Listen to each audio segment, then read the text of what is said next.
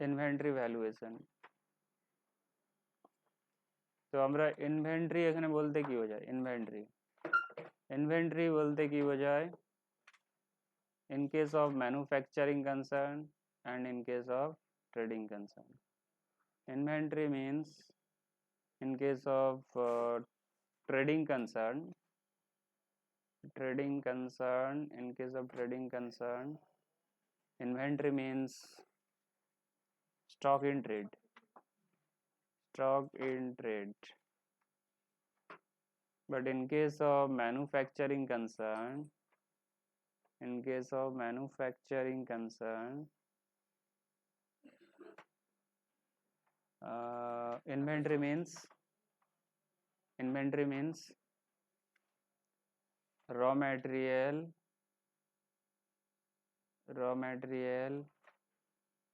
work in progress,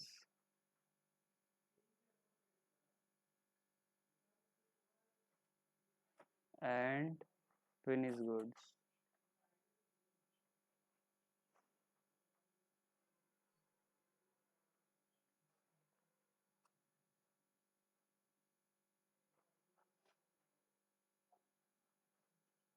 তো আমরা inventory value কেন বের করব?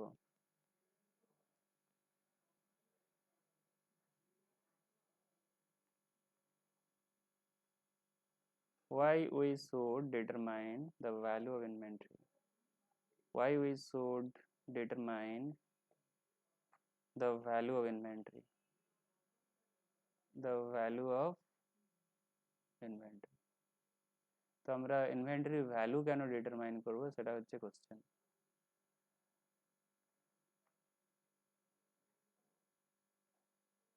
লেখা হয়েছে এতটা?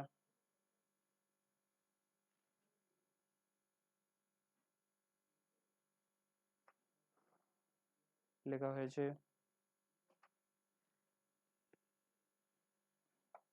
why we should determine the value of inventory. তোমরা ট্রেডিং অ্যাকাউন্ট করেছো, সেখানে আমরা কি দেখিয়ে থাকি? ট্রেডিং বিজনেসের ক্ষেত্রে ট্রেডিং অ্যাকাউন্টে আমরা স্টক দেখিয়ে থাকি, ওপেনিং স্টক, ক্লোজিং স্টক দেখিয়ে থাকি। এটা যদি ট্রেডিং অ্যাকাউন্ট হয় তো আমরা টু ওপেনিং স্টক দেখিয়ে থাকি। ওপেনিং স্টক মানে কি? আগের বছরে যেটা ক্লোজিং স্টক। টু পারচেজ দেখিয়ে থাকি, আর এদিকে কি দেখিয়ে থাকি? বাই সেল দেখিয়ে থাকি, বাই ক্লোজিং স্টক দেখিয়ে থাকি। ঠিক আছে? তো এই যে স্টকের ভ্যালুর উপরে, স্টকের যে ভ্যালু তার উপরে তোমার ডিপেন্ড করছে তোমার প্রফিট বাড়বে কি কমবে, সেটা ডিপেন্ড করছে। তার মানে তোমাকে যদি প্রফিট বের করতে হয় তাহলে তোমাকে স্টকটা বসাতে হবে, ক্লোজিং স্টক কত রয়েছে বা ওপেনিং স্টক কত রয়েছে বসাতে হবে। ওপেনিং স্টকটা আগের বছরে যেটা ছিল ক্লোজিং সেটাই আসবে, কিন্তু ক্লোজিং স্টকটা তো বসাতে হবে, বের করতে হবে। মানে ক্লোজিংটা বের করে নিলে সেটা পরের বছরে ওপেনিং হয়ে যাবে, তো ক্লোজিং স্টকটা বসাতে হবে। তো গ্রস প্রফিট তবেই বেরোবে, না তো বেরোবে না। তো সে কারণেই তোমাকে ইনভেন্টরি ভ্যালুয়েশন করতে হবে, ইনভেন্টরি ভ্যালুয়েশন সে কারণেই করতে হবে। তো আমরা দেখে নেব যে ইনভেন্টরি ভ্যালুয়েশন করার জন্য কি স্টেপ রয়েছে। Steps in inventory valuation.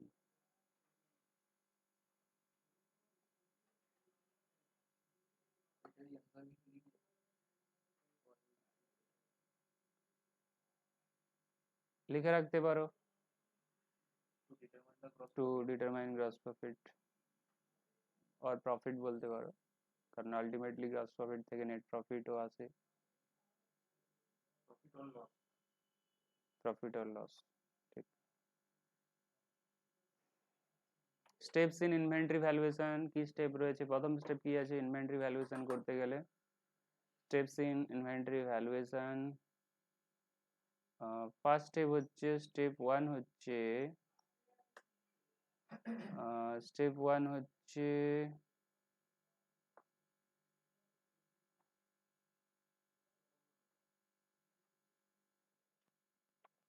তোমাকে কি ডিটারমাইন করতে হবে? প্রথমে কস্ট ডিটারমাইন করতে হবে, কস্ট অফ ইনভেন্টরি। তার আগে লাগাও determine cost of inventory, determine cost of inventory, determine cost of inventory, inventory. আচ্ছা, স্টেপ টুতে বলা হচ্ছে, স্টেপ টুতে বলা হচ্ছে যে তুমি ভ্যালু ডিটারমাইন করো, determine value of inventory, determine value of inventory. প্রথমে তাহলে কস্ট ডিটারমাইন করতে হবে, তারপরে তোমাকে ভ্যালু ডিটারমাইন করতে হবে। কস্ট ডিটারমাইন করার কতগুলো মেথড রয়েছে? চারটে মেথড রয়েছে। কস্ট ডিটারমাইন করার কতগুলো মেথড রয়েছে? চারটে মেথড রয়েছে। প্রথম হচ্ছে specific identification method, identification method, specific identification method. তারপরে হচ্ছে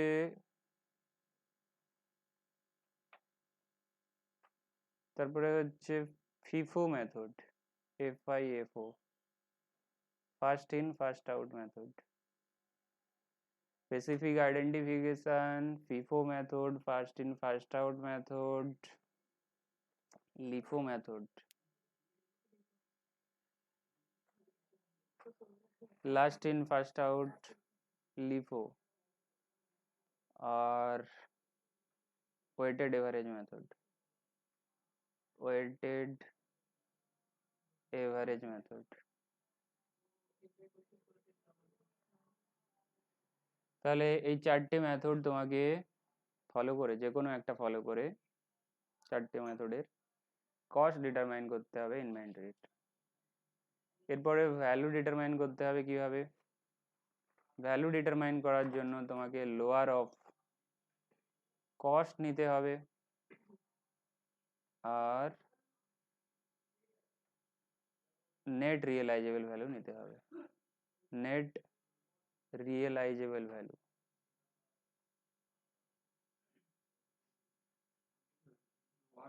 lower of cost, cost of inventory, ইনভেন্টরির কস্ট আমরা অলরেডি ডিটারমাইন করে নিয়েছি স্টেপ ওয়ানে, কারণ চারটে মেথডের মধ্যে যে কোনো একটা মেথডে কস্ট আসবে।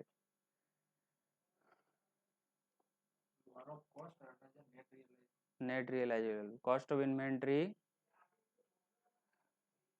और net realisable value whichever is lower. Net realisable value किसे? इन्वेंट्री थी, net realisable value of inventory. Net realisable value के इन शॉर्ट की বলা হবে NRV, NRV বলা হবে।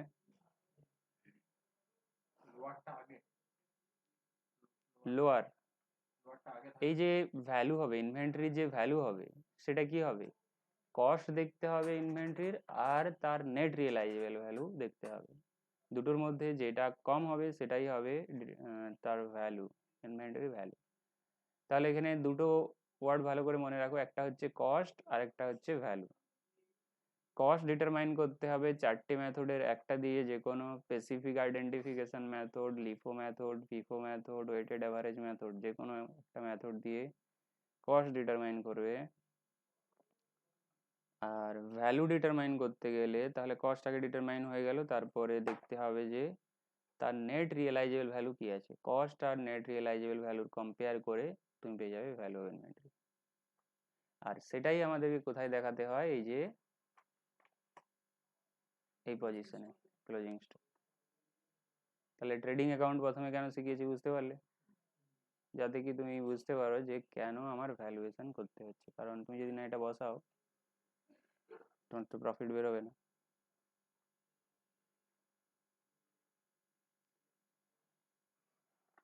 তো আমরা এবার কস্ট ডিটারমাইন করার যে মেথড ছিল চারটে, সেই চারটে ওয়ান বাই ওয়ান দেখে নেব। তো প্রথম কোন মেথড করবে? প্রথম করা হবে স্পেসিফিক আইডেন্টিফিকেশন মেথড। এতে কিছু বলার নেই, তবু একবার দেখে নাও 2 মিনিটের জন্য।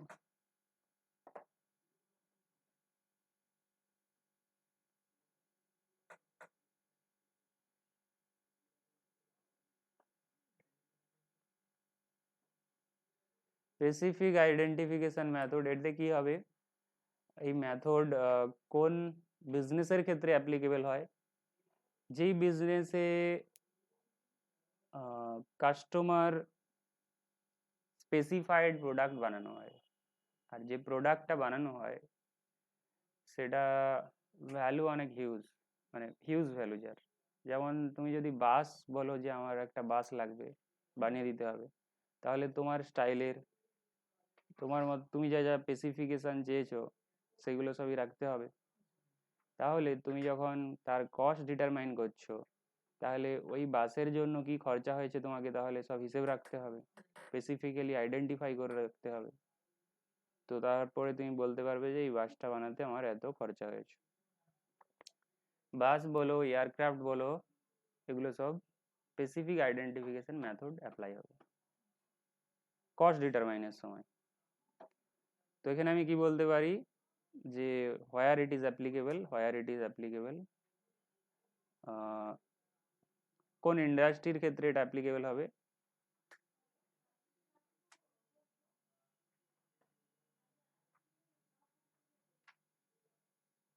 কোথায় এই মেথড অ্যাপ্লিকেবল হবে?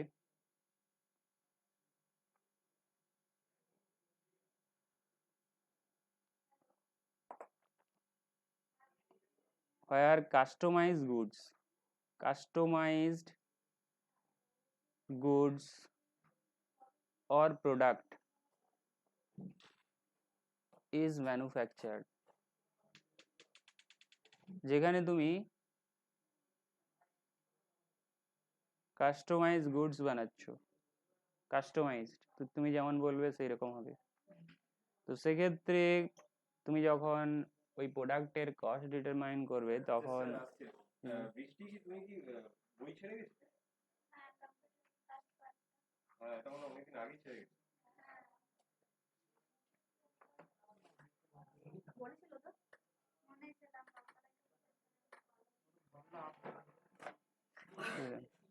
পেয়ে গেছো? তাহলে কনসেন্ট্রেট করো এদিকে। তাহলে কাস্টমার, যেখানে কাস্টমার স্পেসিফাইড গুডস বা প্রোডাক্ট ম্যানুফ্যাকচার করতে হচ্ছে, সেখানে স্পেসিফিক আইডেন্টিফিকেশান মেথডে তোমাকে ওই প্রোডাক্টের কস্ট বের করতে হবে, ওই গুডসের কস্ট বের করতে হবে। তাহলে আমি এখানে এক্সাম্পল দিলাম, এয়ারক্রাফট বলো, বাস বলো, বা যে কোনো, যেখানে তোমার কাস্টমার স্পেসিফাই করে দিচ্ছে যে আমার এই ফিচার্স চাই। তো তুমি ফিক্স করছো কি আমার এটা বানাতে কত র ম্যাটেরিয়াল লাগবে, কি কি র ম্যাটেরিয়াল লেগেছে সব লিখে রেখেছো, লেবার কত লিখেছে সব লিখে রেখেছো, সেই হিসাবে তুমি কস্ট ডিটারমাইন করছো। তো এখানে বেশি কিছু বলার নেই, আর এতে প্রবলেমও করানো হয় না। এর পরের যে মেথডটা রয়েছে ফিফো, এটাতে প্রবলেম করানো হবে। এর ফুল ফর্ম কি আছে? First in first out.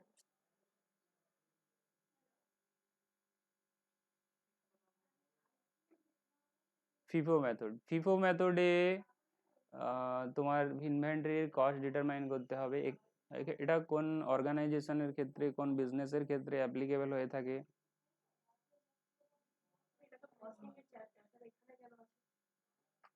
Value determine করতে হবে, কস্টিং চ্যাপ্টারে রয়েছে, কিন্তু সেটা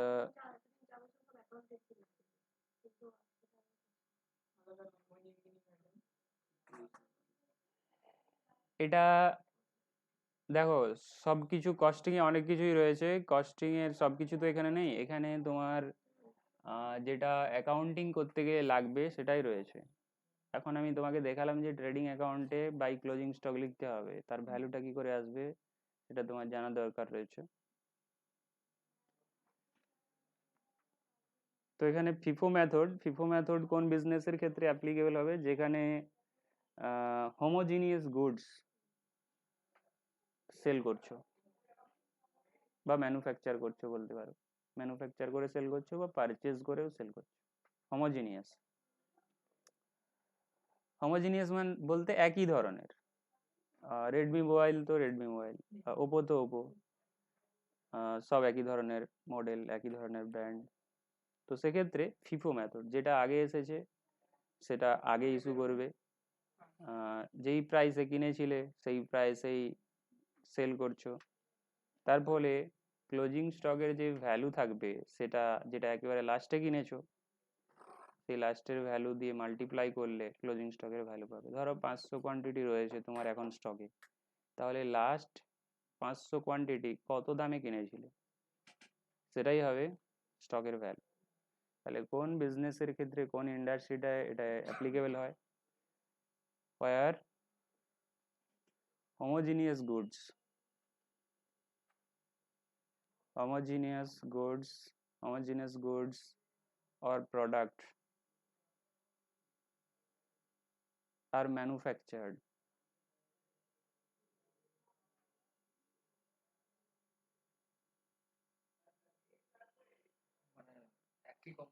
or purchased or and sold।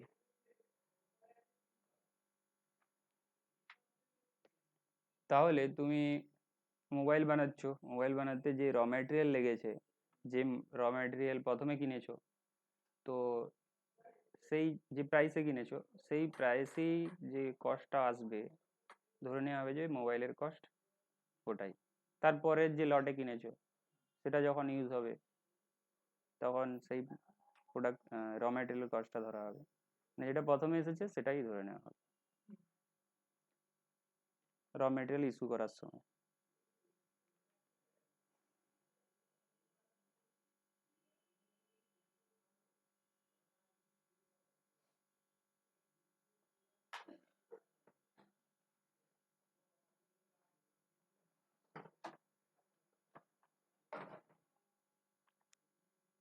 এর ডিসঅ্যাডভান্টেজ কি আছে ফিফো মেথডের এটা, তাহলে ফিফো মেথড বুঝতে পারলে যে যেটা প্রথমে এসেছে সেটা প্রথমে ইস্যু করছো, তাহলে যে প্রাইসে কিনেছিলে প্রথমে সেই প্রাইসেই কিন্তু ইস্যু করবে। এতে কি অসুবিধা হবে, তোমার ধরো আগে দাম কম ছিল, এখন যদি সেই কম দামের প্রোডাক্টটা বিক্রি করো তাহলে কি হবে, প্রফিট বেশি দেখাবে, প্রফিট বেশি দেখাবে। তাহলে তোমার প্রফিট বেশি দেখালে গভর্নমেন্টকে বেশি ট্যাক্স দিতে হবে, এটা ডিসঅ্যাডভান্টেজ রয়েছে।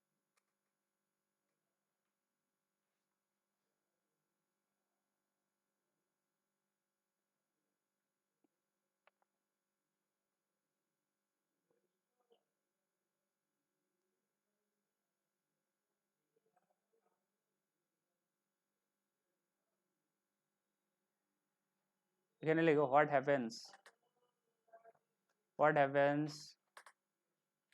when you apply this method, when you apply this method।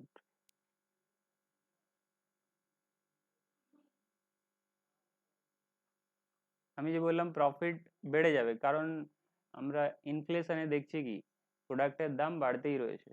তাহলে যে র ম্যাটেরিয়াল বা প্রোডাক্টটা আগে কিনেছিলে সেটা যদি এখন বিক্রি করো, মানে প্রথমে এখন বিক্রি করে দাও, ওটা কিভাবে আসছে, যেটা আগে কিনেছো সেটা আগে যাচ্ছে সেই হিসাবে সেল করছো, বা র ম্যাটেরিয়ালের ক্ষেত্রে প্রোডাকশনের জন্য ইস্যু করে দিচ্ছ। তো এইভাবে করলে তাহলে আগে যেটা কিনেছো তার নিশ্চয়ই কস্ট কম হবে, পরে যেটা কিনেছো তার দাম বেশি হবে। তাহলে সেক্ষেত্রে কি হবে ওটাই আমি লিখতে চাইছি, what happens when you apply this method. It shows cost of material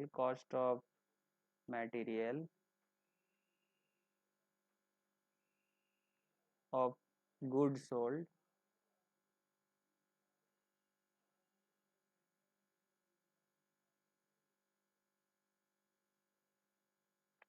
it shows cost of material of goods sold less in comparison to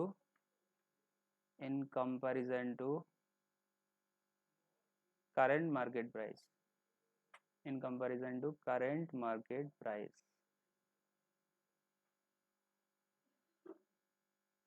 তাহলে এটা তোমার কি হচ্ছে যে র মেটেরিয়ালের যে কস্ট দেখাচ্ছে বা যে প্রোডাক্টের যে তুমি কস্টটা দেখাচ্ছ সেটা কিন্তু কারেন্ট যে মার্কেট প্রাইস চলছে সেটা তো তুমি দেখাচ্ছ না, কারণ প্রথমে যেটা কিনেছো সেটাই বিক্রি করছো, মানে সেটা এখন সেল করছো। তো তোমার যে র মেটেরিয়ালের কস্ট হবে বা প্রোডাক্টের কস্ট হবে কম দেখাবে সেল প্রাইসে, তাহলে তোমার প্রফিট কি হয়ে যাবে, আলটিমেটলি বেড়ে যাবে।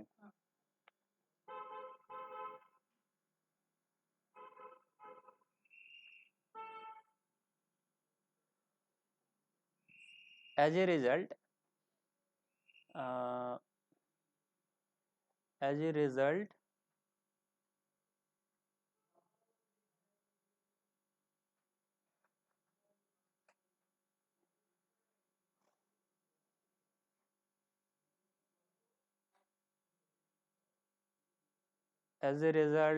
profit for the year, profit will increase, profit will increase, profit will increase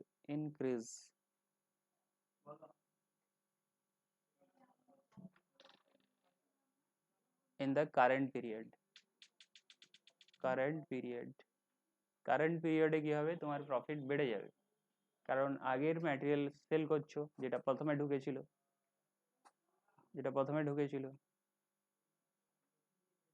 suppose আমি যদি 2 বছরের কেস নিয়ে নিই, তুমি র মেটেরিয়াল কিনে আসছো, আজকে যেটা সেল করছো সেটা সেটার যে প্রাইসিং তুমি রেখেছো সেটা প্রথমে যে লটটা ঢুকেছিল সেই হিসাবে রেখেছো, কারণ সেটা আগে ছাড়তে হবে, সেই হিসাবে তুমি সেই প্রাইসিংটাই রেখেছো। তার ফলে ম্যাটেরিয়ালের কস্ট বা প্রোডাক্টের কস্ট কম দেখানো হচ্ছে, তাহলে প্রফিটটা বেশি হবে। তাহলে এখানে বলেছি কি যে কারেন্ট মার্কেট প্রাইসের থেকে তুমি কম কস্ট দেখাচ্ছ, তার ফলে প্রফিট বেড়ে যাবে। তো এটা কিভাবে কাজ করে সেটা আমরা প্রবলেম সলভ করে দেখে নেব। তো এখন এর পরের মেথডে এসে যাচ্ছি, লিফো মেথড।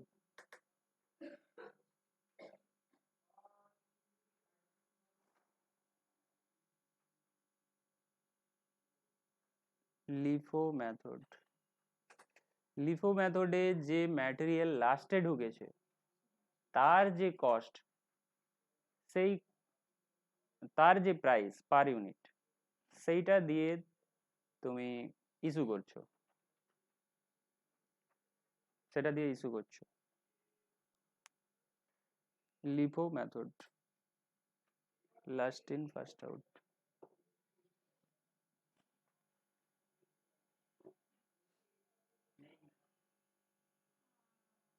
দেখো এখানে আমরা কি করছি যে তুমি যে ম্যাটেরিয়ালটা ইস্যু করছো তো তার প্রাইস কি ধরছো, তাহলে লিফো মেথডে তুমি ম্যাটেরিয়ালের প্রাইস কি ধরবে, লিফো মেথডে যেটা লাস্টে ঢুকেছে সেই প্রাইসেই তুমি যখন সেল করবে প্রথমে ইস্যু করবে, বা র ম্যাটেরিয়াল যখন প্রোডাকশন ডিপার্টমেন্টকে ইস্যু করবে সেই প্রাইসে ইস্যু করবে, ঠিক আছে। তাহলে এটাও কিন্তু হোমোজেনিয়াস গুডসের ক্ষেত্রে অ্যাপ্লিকেবল হয়, যেখানে সেম প্রোডাক্ট রয়েছে, হোমোজেনিয়াস মানে একই ধরনের প্রোডাক্ট, তার ফিচার্স একই, স্পেসিফিকেশনও একই। তো লিফো মেথড হোয়াট হ্যাপেন্স, এটা তাহলে ইট ইজ অলসো অ্যাপ্লিকেবল, তাহলে আমি এটা বলতে পারি ইট ইজ অলসো অ্যাপ্লিকেবল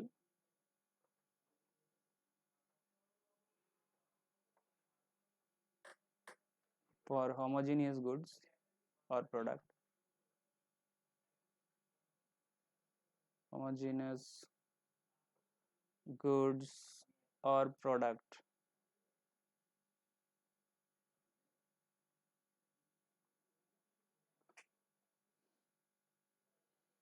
তুমি এই মেথড অ্যাপ্লাই করলে কি হবে, what happens, what happens when you apply this method?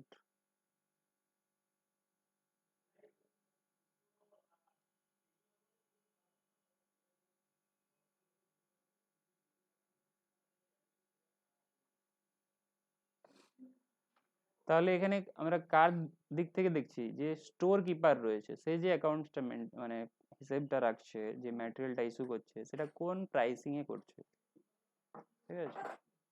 FIFO বেসিসে করছে না লিফো বেসিসে করছে, তার দিক থেকে দেখছি।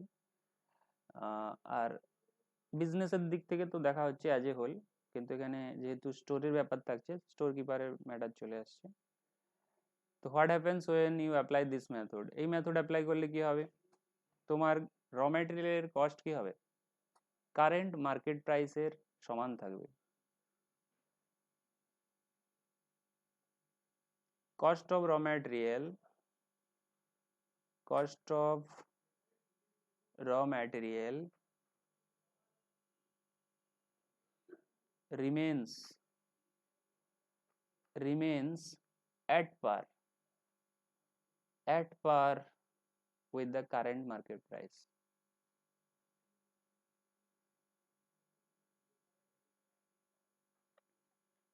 Current market price, এখানে র ম্যাটেরিয়ালের কস্ট তোমার কারেন্ট মার্কেট প্রাইসের সেম থাকছে, কারণ লাস্টে যেটা ঢুকেছে না তারই প্রাইস ধরে তো তুমি ইস্যু করছো। তার ফলে যে প্রফিটটা দেখাবে সেটা কি হবে, রিয়েলিস্টিক হবে, কারেন্ট সিচুয়েশনের বেসিসেই হবে। and it shows, अच्छा as a result देखो, it shows as a result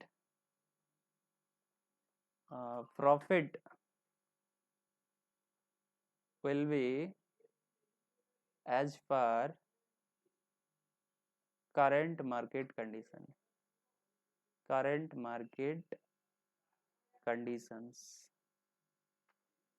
তাহলে যে তোমার প্রফিটটা হবে সেটা কারেন্ট মার্কেট কন্ডিশন,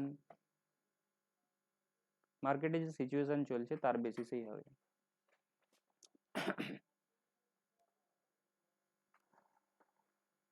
তো সলভ করা যাক, ফিফো মেথডে একটা কোশ্চেন দেখা যাক।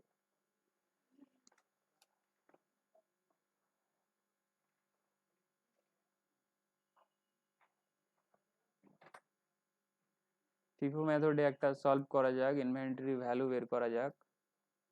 তাহলে বইতে কি লেখা রয়েছে দেখো, প্রথমে তোমাকে ভ্যালু কস্ট ডিটারমাইন করতে হবে, তারপরে ভ্যালু ডিটারমাইন করতে হবে। আর ইনভেন্টরি বলতে তোমার র material, work in progress, finish goods, manufacturing বিজনেসের ক্ষেত্রে, ট্রেডিং বিজনেসের ক্ষেত্রে stock in trade. Specific identification method রয়েছে, এখানে কিছু বলার নেই, স্পেসিফিক্যালি আইডেন্টিফাই করতে হবে। ফিফো মেথডে এসে যাও, ফিফো মেথডে তোমাকে ডিটারমাইন করতে হবে ইনভেন্টরির ভ্যালু কত হচ্ছে। তো এখানে কোশ্চেনে আমি চলে যাব, এই কোশ্চেনটাতে অ্যাসাইনমেন্টে চলে যাও, ওখানে পেয়ে যাবে। আচ্ছা এখানে বলে দিই যে ম্যানুফ্যাকচারিং বিজনেস, এটা যেটা দেওয়া রয়েছে এটা কিন্তু ম্যাটেরিয়ালের কেস রয়েছে, তার মানে কিন্তু এটা ম্যানুফ্যাকচারিং বিজনেসের দেওয়া রয়েছে। তাহলে ম্যানুফ্যাকচারিং বিজনেস যদি তোমার সেই বিজনেসের যদি তুমি প্রফিট বের করতে চাও, তাহলে আমাদের ওই ম্যানুফ্যাকচারিং বিজনেসকে বানাতে হয় ম্যানুফ্যাকচারিং অ্যাকাউন্ট। এই যে আমি দেখালাম না ট্রেডিং অ্যাকাউন্ট বলে, ট্রেডিং অ্যাকাউন্ট তখন হয় যারা ট্রেডিং বিজনেসে ইনভলভ রয়েছে, ম্যানুফ্যাকচারিং বিজনেসে ইনভলভ থাকলে ম্যানুফ্যাকচারিং অ্যাকাউন্ট। তো সিমিলার ডেটা সিমিলার থাকবে, কিছুই ডিফারেন্স থাকবে না। তো এখানে যেটা আমরা ওপেনিং স্টক লিখেছি, এটা তোমার র ম্যাটেরিয়ালের ওপেনিং স্টক বসে যাবে, র ম্যাটেরিয়ালের, এটা র ম্যাটেরিয়ালের ওপেনিং স্টক বসে যাবে। এখানে এটা পারচেজ লিখেছি, র ম্যাটেরিয়ালের পারচেজ বসে যাবে। আর এখানে যেটা ক্লোজিং স্টক লিখেছি, এটা কিসের ক্লোজিং স্টক বসে যাবে, র ম্যাটেরিয়ালের। আর এখানে যেটা থাকছে এটা ফিনিশ গুডস সেল করে যেটা হচ্ছে, যে টাকাটা আসছে সেটা বসে দেবে। আর এখানে তুমি তো লেবার চার্জ দেবে, আরো কিছু দেবে, ঠিক আছে।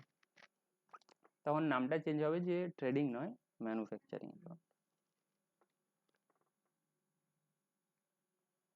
তাহলে এখানে র ম্যাটেরিয়ালের ইস্যু হয়েছে, ইস্যু অফ র ম্যাটেরিয়াল কোথার থেকে ইস্যু হয়েছে, র ম্যাটেরিয়াল ইস্যু কোথার থেকে হবে, স্টোর থেকে। স্টোর কিপার ইস্যু করবে র ম্যাটেরিয়াল প্রোডাকশন ডিপার্টমেন্টকে। এখানে বলেছে মাসের শেষে যে স্টকটা পড়ে রয়েছে, কোনো না কোনো তো স্টক পড়ে থাকবে।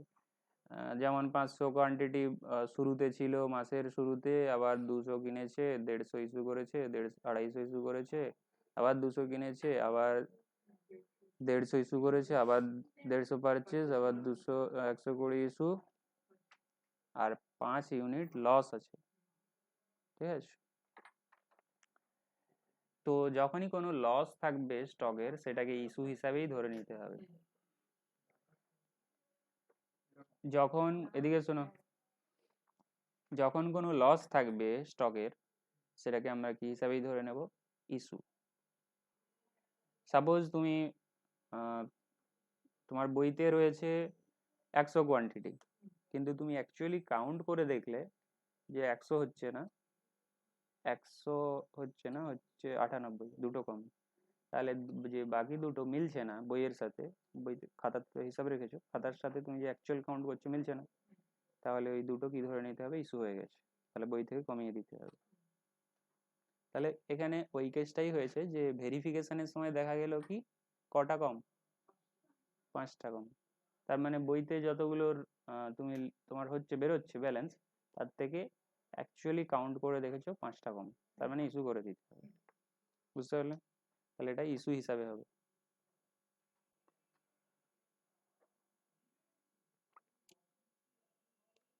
তাহলে এখানে আমাকে বলো তো, মাসের শেষে কত স্টক থাকছে, কত স্টক থাকছে, 500 সাথে 200 যোগ করো, কত হয়, 700 থেকে 150 250 মাইনাস করো,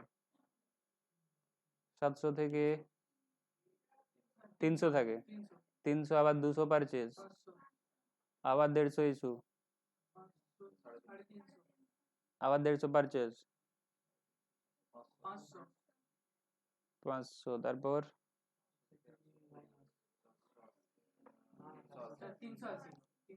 380 থেকে 5, তাহলে 375 ইউনিটের ভ্যালু বের করতে হবে, একবার ফিফো মেথডে আর একবার ওয়েটেড এভারেজ মেথডে। ওয়েটেড এভারেজ মেথডে প্লাস আমরা লিফো মেথডেও বের করে দেখে নেব। তাহলে 375 ইউনিট তোমার মান্থের এন্ডে রয়েছে, তো তার ভ্যালু বের করতে হবে একবার ফিফো মেথডে, একবার লিফো মেথডে, একবার ওয়েটেড এভারেজ মেথডে। তোমার যখন মেথড চেঞ্জ হবে তাহলে কি হবে, স্টকের ভ্যালুও চেঞ্জ হবে, তাহলে তোমার প্রফিটও চেঞ্জ হবে, কারণ ওই ভ্যালুটাই তো তোমার ট্রেডিং অ্যাকাউন্টে গিয়ে বসাতে হবে। মেথড চেঞ্জ হওয়া মানে ভ্যালু চেঞ্জ, প্রফিটও চেঞ্জ। তাহলে বুঝতে পারছো কেন। তাহলে আমরা একটা লিফোটা আজকে করে নেব। লিফো মেথডে কি হবে, এই যে 375 ইউনিট রয়েছে, এর ভ্যালু কত দাঁড়াবে আমরা সেটা বের করে নেব। তার জন্য তোমাকে একটা ফরম্যাট বানাতে হবে। ফরম্যাট কোথায় রয়েছে, ফরম্যাট তোমাদের বইতে দেওয়া রয়েছে, এই যে ফরম্যাট, এই ফরম্যাটে তোমরা বানাবে। তো আমাদের এখানে ডেট রয়েছে, তাই তো, তাহলে এইখানে যে কলামটা করবে এইরকমই হবে, স্টোর লেজার অ্যাকাউন্ট লেখা হবে, আর এখানে ওয়েটেড এভারেজের জায়গায় কি লিখবো আমরা, ফিফো লিখবো, ফিফো লিখবো। তোমাদের ফরম্যাটটা দেখাচ্ছি এখানে কি করে বানাবে। ফিফো লিখবো, ফিফো মেথড। আর এখানে লট আছে, লট আমরা লিখবো না, ডেট লিখবো, কারণ আমাদের ডেট দিয়ে দেওয়া রয়েছে, এই ডেটে এই ট্রানজেকশন, সেই ডেটে সেই ট্রানজেকশন। আর এখানে আমাদের জিআরএন আছে কি, গুডস রিসিভ নোট নাম্বার আছে কি, কিছুই নেই, তো আমি জিআরএন কলামটা করব না, ঠিক আছে। এটা ডেট করে দেবো, জিআরএন কলাম করবো না। রিসিপ্টের আন্ডারে তাহলে 3টে কলাম, ইস্যুর আন্ডারে 3টে কলাম। এই সিরিয়াল নাম্বারও করার দরকার নেই। ইস্যু করলে কি হয়, একটা ডকুমেন্ট তো ইস্যু করতে হয়, তার একটা ডকুমেন্ট নাম্বার থাকে। তো এখানে আমাদের কিছুই নেই, তো আমরা এই কলামও করব না। ব্যালেন্সের 3টে কলাম, তাহলে ইস্যুর 3টে কলাম, ব্যালেন্সের 3টে কলাম, রিসিপ্টের 3টে কলাম, কটা হলো তাহলে? 9টা। আর এদিকে ডেটের একটা, তাহলে টোটাল কটা? 10টা। 10টা কলাম, কিন্তু বানানোর সময় মনে রাখতে হবে যে যখন তুমি ইস্যুর কলাম বানাচ্ছ তখন কিন্তু এগুলো যেন না জুড়ে দাও, জোড়া যাবে না, ঠিক আছে? এভাবে জোড়া যাবে না, দেখে টানবে। তাহলে আমি এখানে রেডি করে নিচ্ছি আমার এখানে যে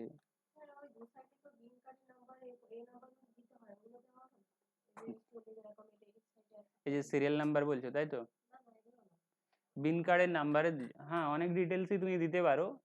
ধরো যে ডকুমেন্টে, না না এখানে যতটা রয়েছে ততটাই করো। এখানে অ্যাভেলেবেল ইনফরমেশনের, দেখো এখানে তোমার ওইভাবে ইস্যুর ক্ষেত্রে, রিসিপ্টের ক্ষেত্রে মেন যেটা রয়েছে সেটা হচ্ছে গুডস রিসিপ্ট নোট, ঠিক আছে? ইস্যুর ক্ষেত্রে, সরি রিসিভের ক্ষেত্রে যে ডকুমেন্টটা মেন রয়েছে সেটা হচ্ছে গুডস রিসিভ নোট। নোট নাম্বারটা দিতে হবে যে আমি এই লটে এ তো goods receive note number A তো কোয়ান্টিটি রিসিভ হয়েছে, এটা তো দিতেই হবে।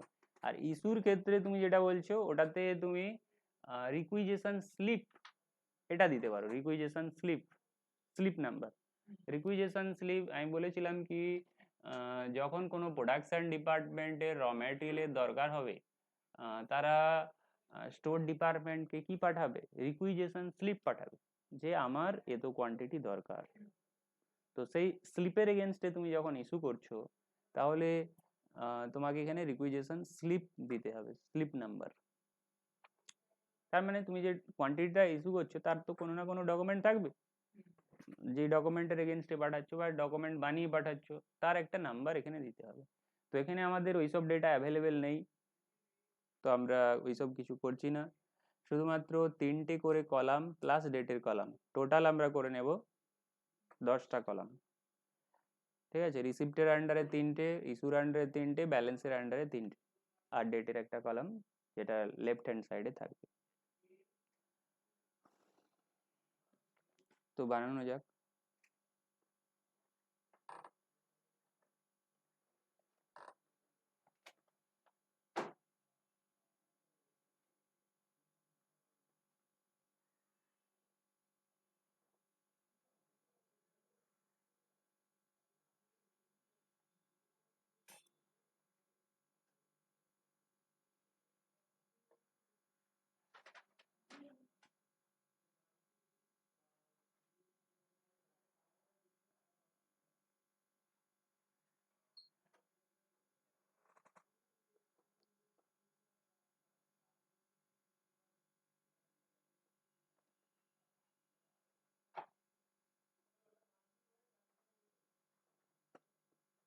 কি হলো জয়দীপ সিং, বসে আছো যে?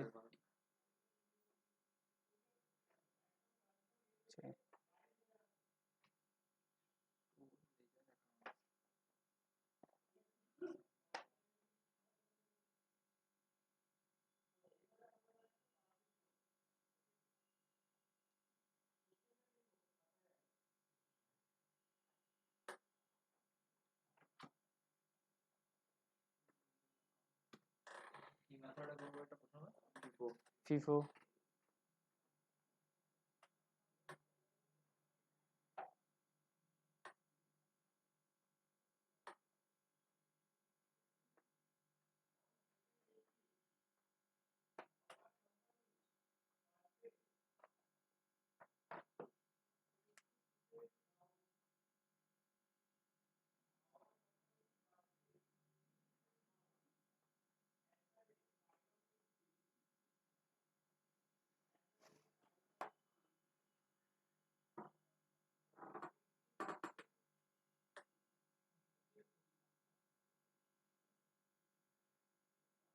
কি করবি আর?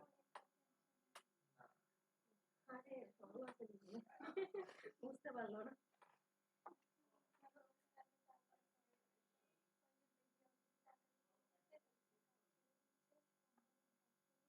টাকা দিয়েছো ওকে? না, ওটাই তো বলছে মালিকটা এত বদমাশ, আমি টাকা দেব না।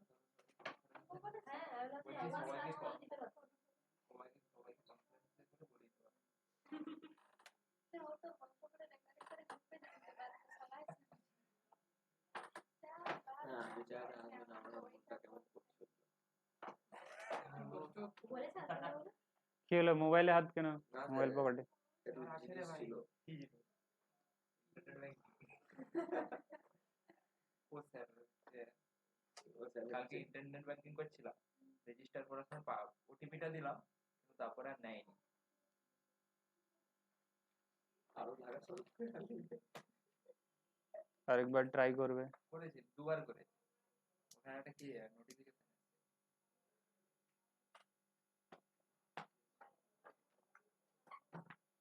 এখন রাখো, পরে দেখাবে। 5 মিনিট আগে। তাহলে তোমার ফরম্যাট রেডি হয়ে গেছে, উপরে sir. লিখে দিয়েছো store laser account, FIFO method. এরপরে তাহলে আমি অ্যাসাইনমেন্টে চলে যাব, যেটা করতে চাইছিলাম। তো এই মেথড থেকে তুমি কস্ট পাবে কি ভ্যালু পাবে? কস্ট পাবে কি ভ্যালু পাবে? ফিফো মেথডে ইনভেন্টরির চারটে যে মেথড রয়েছে, এই চারটে মেথডে তুমি কস্ট পাবে কি ভ্যালু পাবে?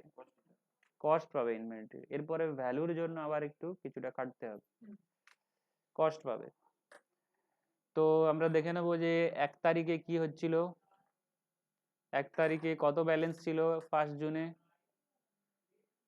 জুন মাস 1 তারিখ, জুন মাস 1 তারিখ ব্যালেন্স আমাদের কত ছিল? 500 কোয়ান্টিটি 10 টাকা 25 করে, 500 কোয়ান্টিটি 10 টাকা 25 করে। তাহলে আমরা ব্যালেন্সে লিখে নেব।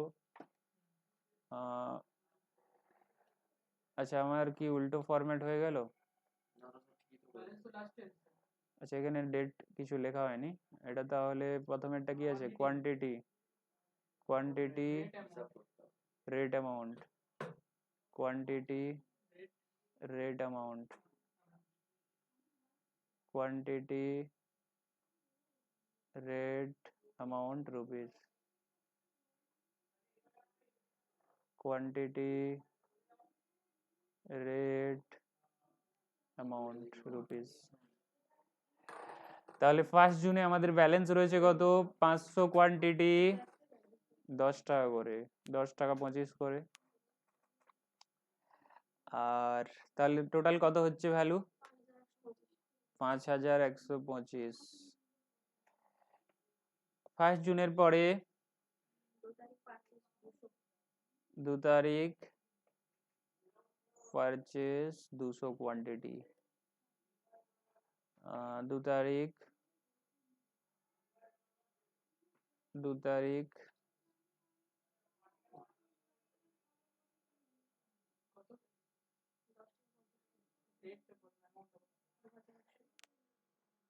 তাহলে রিসিপ্ট হয়েছে 10 টাকা 50 করে, 10 টাকা 50 করে। তাহলে দেখো আমি রিসিপ্টে লিখছি 10 টাকা 50 করে।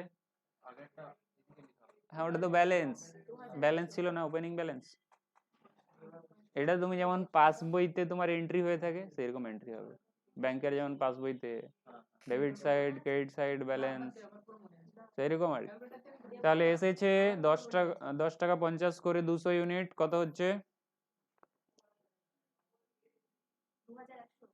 2100। তাহলে তোমার ব্যালেন্স থাকছে, ব্যালেন্স থাকছে তো। তাহলে এখানে দেখো কিভাবে লিখতে হবে, দেখো আগে তো 500 কোয়ান্টিটির ছিল, এখন এসেছে 200 কোয়ান্টিটির, তো এটা সেপারেটলি রাখতে হবে, ঠিক আছে? এভাবে রাখতে হবে।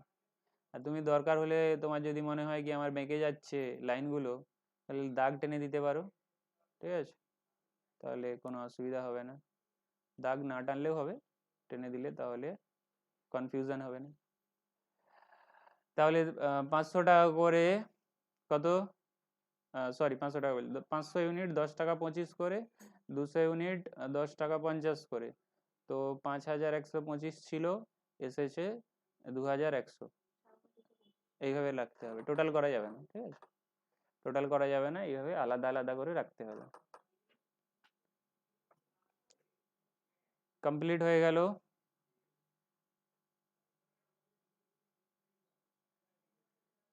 এরপরে এসে যাও, তারপরে ইস্যু হয়েছে 10 তারিখ, কত ইউনিট ইস্যু হয়েছে? 150 ইউনিট ইস্যু হয়েছে। কত টাকা করে? কোন মেথড অ্যাপ্লাই করছি আমরা? ফিফো মেথড, 10 টাকা 25। তাহলে দেখো আমি বলেছিলাম যখন আমি ফিফো মেথড ওখানে থিওরিতে লিখাচ্ছিলাম যে what happens when you apply FIFO method, ওখানে বলেছিলাম যে প্রোডাক্টের যে কস্ট দাঁড়াবে সেটা কমে যাবে। কারণ দেখো আমি এখন যে ইস্যু করব প্রোডাক্টের জন্য, যে র মেটেরিয়ালটা ইস্যু করবো সেখানে কিন্তু আমি 10 টাকা 25 করে ইস্যু করবো, কারণ আগে যেটা কেনা হয়েছে ফিফো মেথডে আগে 10 টাকার 25-এরটা আছে। তাহলে যে কস্টটা, যে ম্যাটেরিয়ালটা ইস্যু করলাম তার ভ্যালু কিন্তু তোমার দাঁড়াচ্ছে কত, মাল্টিপ্লাই করে বলবে, 1537, 37কে তুমি করে দাও 38, ঠিক আছে। তাহলে এই যে 150 ইউনিট র ম্যাটেরিয়াল প্রোডাকশনের জন্য, কোনো প্রোডাক্ট ম্যানুফ্যাকচারের জন্য আমি পাঠালাম, তাহলে এর কস্টটা তো কমে গেল কারেন্ট মার্কেট প্রাইসের থেকে। কারেন্ট মার্কেট প্রাইস কত চলছে? লেটেস্ট 50-এ চলছে।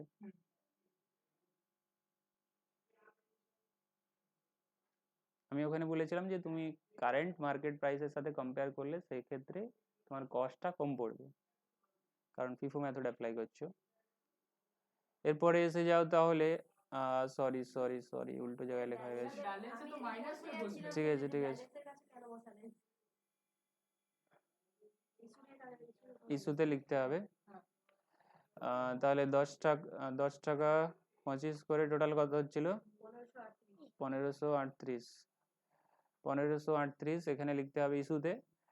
এবার কোয়ান্টিটিতে, তাহলে কোয়ান্টিটিতে 500 থেকে 150 কমে গেলে 350, আর এখানে 200 থাকছেই। 10 টাকা 25 করে আর 10, 3000।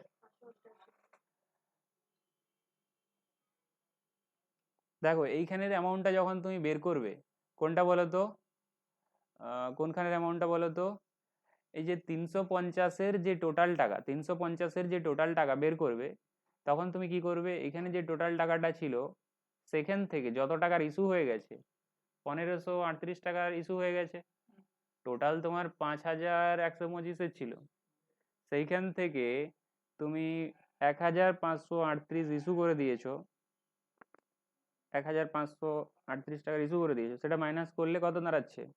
3588 কেন হবে? 88 দেবে না, এখানে 5000 না, এখানে 87 নিতে হবে, এখানে 87, এখানে ধরে নিয়েছো না, এখানে একবার 37 ছিল 38 করে দিয়েছো, তো এখানে স্যাক্রিফাইস করতে হবে, কারণ টোটাল যে ভ্যালু সেটা তো 5125-ই হবে না। 5125-এর মধ্যে যদি তোমার 1538 চলে যায়, যেটা আমি এটার কথা বলছি, তাহলে আর বাকি কত থাকে? 3587 থাকবে, তো সেটাই তো হবে। তুমি সব জায়গায় রাউন্ড অফ করে বাড়িয়ে দেবে, তো টোটাল মিলবে কি করে? বুঝতে পারলে না? দেখো 150 তোমার কোনটা থেকে ইস্যু হচ্ছে তুমি বলো? 500 থেকে ইস্যু করবে, তাই তো? ফিফো বলতে তাহলে যেটা প্রথমে এসেছে, আমরা ফলো করছি ফিফো মেথড, মানে যেটা প্রথমে এসেছে 500 ইউনিট প্রথমে এসেছে, তাহলে সেখান থেকেই তুমি 150 ইস্যু করবে। 150-র দাম কত? 10 টাকা 25 করে হলে কত হচ্ছে? 1538, 37 সামথিং হচ্ছিল, 38 ধরে নিয়েছি। তাহলে এখন যে ভ্যালু থাকছে তোমার 350-র ভ্যালু, সেটা তাহলে কি করে পাবে? মাইনাস করে পাবে, মাল্টিপ্লাই করে নয়। কি করে? 5125 থেকে যেটা ইস্যু, হ্যাঁ 1538, এটা মাইনাস করে লিখতে হবে।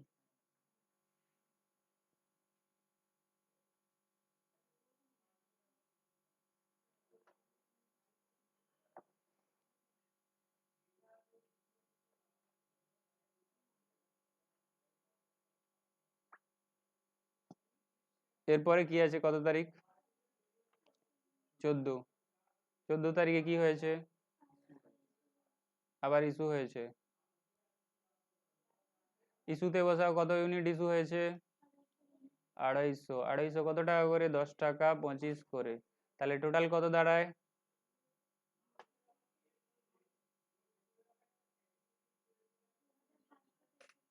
2563। 63 রাউন্ড অফ করতে হচ্ছে নাকি? না না সেটা করি 563।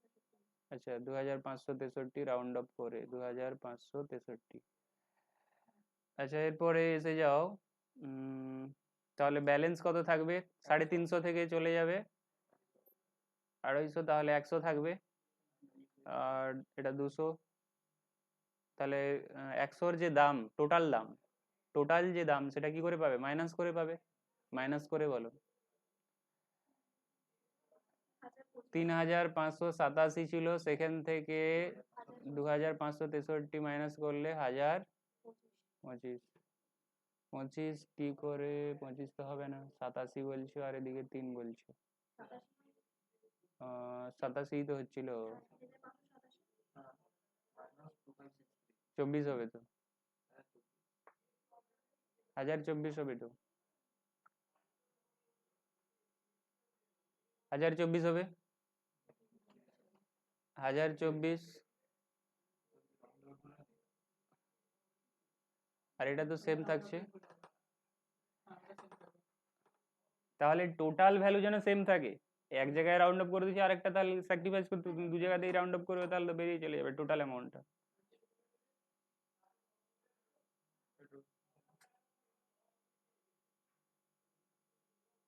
এরপরের তারিখে কি আছে? 17 তারিখ তো হুম, পারচেজ হয়েছে স্যার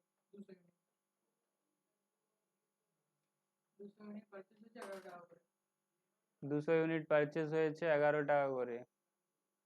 200 ইউনিট পারচেজ হয়েছে 11 টাকা করে। 200 ইউনিট পারচেজ হয়েছে 11 টাকা করে।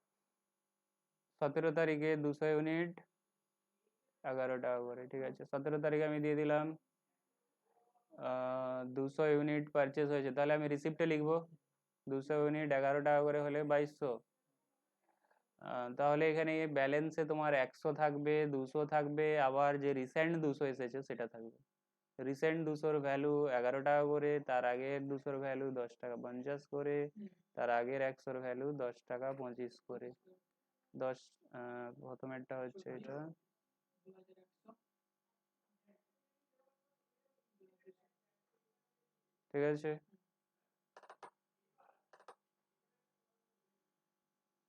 এবার 18-এ আসবে, স্যার 18 নেই, তারপর 20 আছে স্যার। আচ্ছা 18 নেই, 20 আছে 20। 23 হয়েছে 150। তো 20 150 ইস্যু হয়েছে, 150 ইস্যু হয়েছে 20-তে, তাহলে এখানে ক্লোজ হয়ে যাবে, ক্লোজ করে দাও। আচ্ছা এরপরে 20-তে 200 150 ইস্যু হয়েছে বললে, হ্যাঁ 150 ইস্যু। 150-র মধ্যে আমাকে দেখতে হবে যে 100 তো রয়েছে। হ্যাঁ আমরা মাথায় রাখতে হবে আমরা ফিফো মেথড ফলো করছি। ফিফো মেথডে তাহলে 100 নিতে পারবো, আর 50 কোথা থেকে নিতে হবে? তারপরেরটা থেকে, তারপরেরটা থেকে। তাহলে ইস্যু যেটা লিখেছো সেটাতে গিয়ে লেখো যে 100 নেওয়া হবে, 100 নেওয়া হবে 10 টাকা 25 করে, আর 50 নেওয়া হবে 10 টাকা 50 করে। তাহলে ওটা তো পুরো টাকা চলে আসছে। এটা মাল্টিপ্লাই করে দেখো কত হচ্ছে। 525 হচ্ছে, ঠিক আছে। তাহলে থাকছে কত? ওদিকে থাকছে 150, আর 200 থেকে নিয়ে নিয়েছো 50, 150 থাকছে 10 টাকা 50 করে, আর 200 থাকছে 11 টাকা করে, এটা তো 2200 হবে। তো এটা মাল্টিপ্লাই করে বলো 150-র সাথে 10.50 মাল্টিপ্লাই করে 1575। এটা 2200,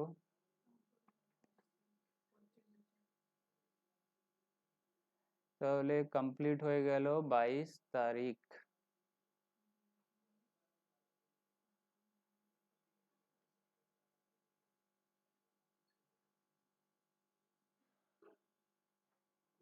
আর কটা ডেট আছে?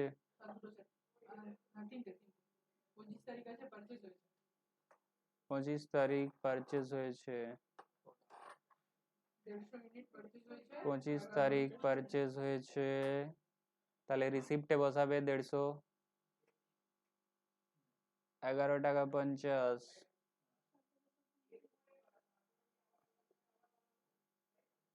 11 টাকা 50 করে হলে 1750, 1725। 1725।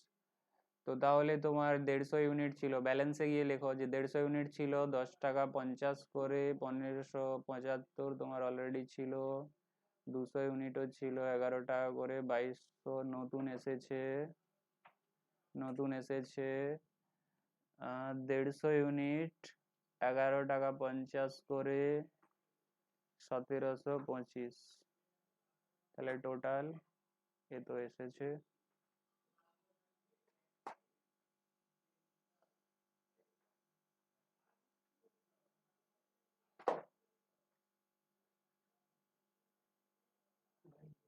$1575।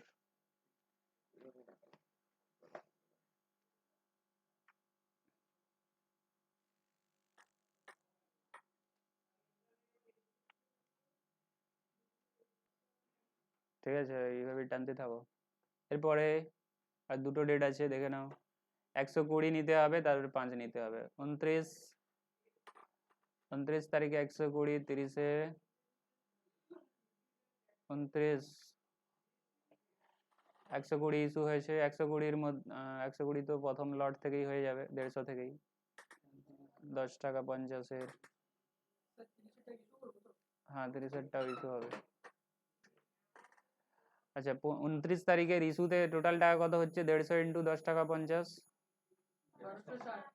1260। 1260। 120। আচ্ছা, 120 ইন্টু 10 টাকা 50, 1260। আচ্ছা, তাহলে থাকে কত? 30 ইউনিট 10 টাকা 50 করে, 315। 30 ইউনিট 10 টাকা 15 করে, 10 টাকা 50 করে 315, তারপরে 200 ইউনিট 150 ইউনিট,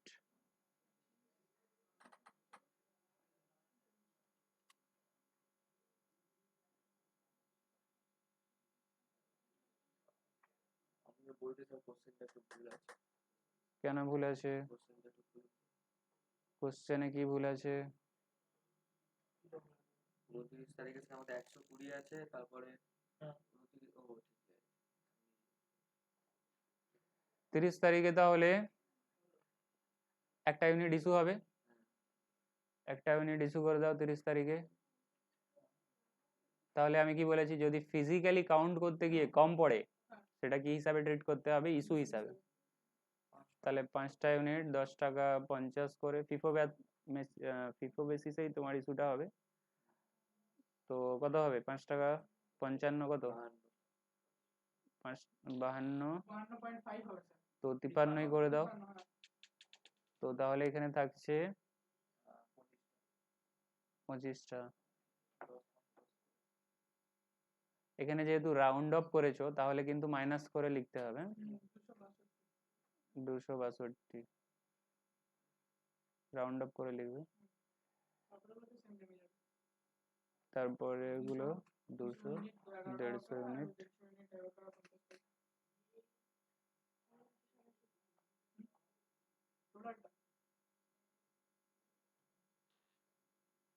তাহলে টোটাল যে ভ্যালু দাঁড়াচ্ছে কস্ট অফ ইনভেন্টরি, সেটা কত দাঁড়াচ্ছে?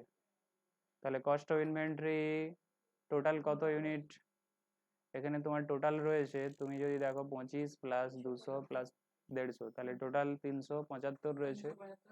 তো ভ্যালু কত টোটাল করলে পেয়ে যাবে? এখানে 2200 হবে। তাহলে value of inventory, sorry value না, এখানে তুমি कॉस्ट ऑफ इन्वेंट्री लिखो, cost of inventory is equal to cost of inventory 1725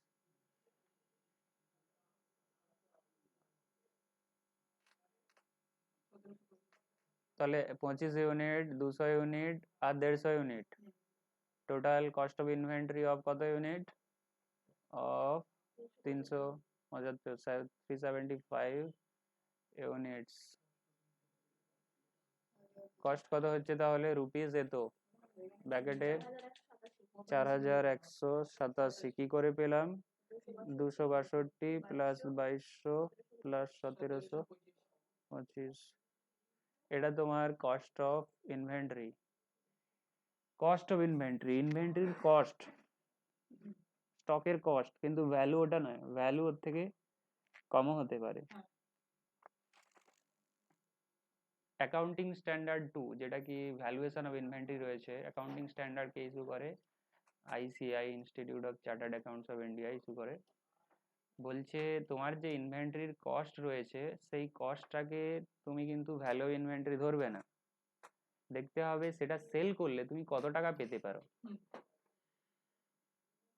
net realisable value যেটাকে বলা হচ্ছে সেল করলে এই টাকার যদি ইনভেন্টরিটা সেল করি সেটা কি এর থেকেও কম হবে হতে পারে লস যে ইনভেন্টরি এখন ডিমান্ড নেই বাজারে কস্টের থেকে কমে সেল করতে হতে পারে তো সেক্ষেত্রে বলা হচ্ছে ভ্যালু অফ ইনভেন্টরি হবে lower of cost and net realisable value এর পরের যে স্টেপটা রয়েছে তো এখানে আমাদের কি দেওয়া রয়েছে কোশ্চেনে কি সেল ভ্যালু কত আছে কত টাকায় সেল হতে পারে এমন তো কোনো ডেটা অ্যাভেলেবেল নেই তো আমরা ভ্যালু অফ ইনভেন্টরি তাহলে কি বের করতে পারবো পারবো না তাহলে আমাদেরকে ধরেই নিতে হবে যেটাই কস্ট সেটাই ভ্যালু অফ ইনভেন্টরি আমার কাছে যদি নেট রিয়েলাইজেবল ভ্যালুর ডেটা অ্যাভেলেবেল না থাকে নেট রিয়েলাইজেবল ভ্যালুর ডেটা নেই যে আমি এই ইনভেন্টরিটা সেল করলে কত টাকা পাবো তাহলে এটাই হবে ভ্যালু অফ ইনভেন্টরি তাহলে আমি যদি আরেকটা এখানেই লিখে দিই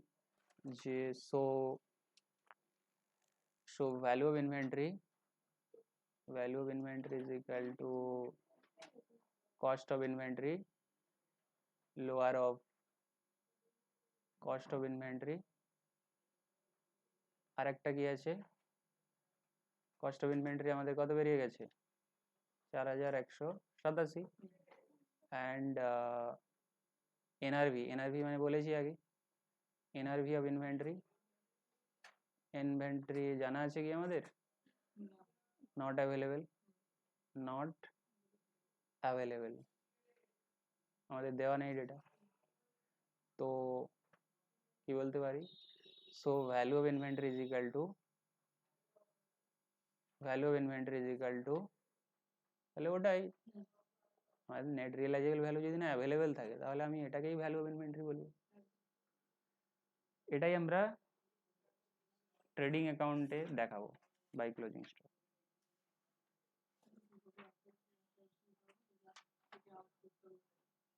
বুঝতে পারলে স্যার প্রথম মানে ইস্যু করছি প্রত্যেকবার সেটা আগেরটা দেখে প্রথমেরটা দেখে